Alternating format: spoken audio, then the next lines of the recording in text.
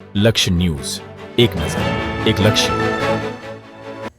Dabhoi referral hospital ખાતે રાહુલ ગાંધીના જન્મદિવસ નિમિત્તે ફ્રૂટ વિતરણ કાર્યક્રમ યોજાયો.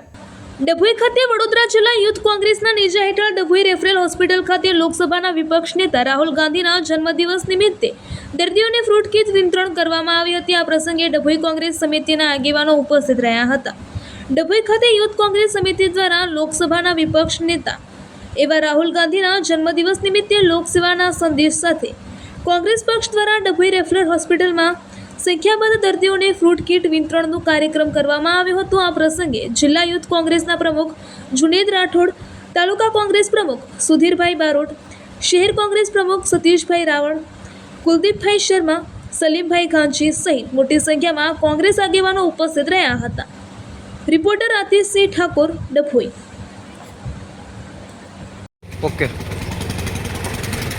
આજ રોજ તારીખ 19ના રોજ લોકસભાના વિપક્ષના નેતા શ્રી રાહુલ ગાંધીજી તેમનો જન્મદિવસ છે અને તેમના જન્મદિવસે એક નાનકડો પ્રયાસ કર્યો છે અમે કે ફ્રૂટ વિતરણ કરીને જેટલા પણ દર્દીઓ છે એમને આપ્યું છે.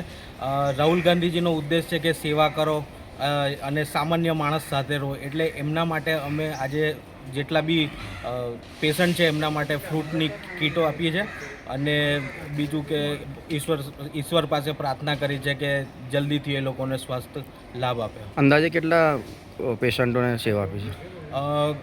ખાસા 5-7 પેશન્ટો હતા, પછી છોકરાઓ હતા, એ રીતના ઘણા પેશન્ટો હતા, એમને ફ્રૂટ કીટ આપી છે. શું નામ તમારું? જુનેદ રાઠોડ, વડોદરા જિલ્લા યુથ કોંગ્રેસ પ્રમુખ.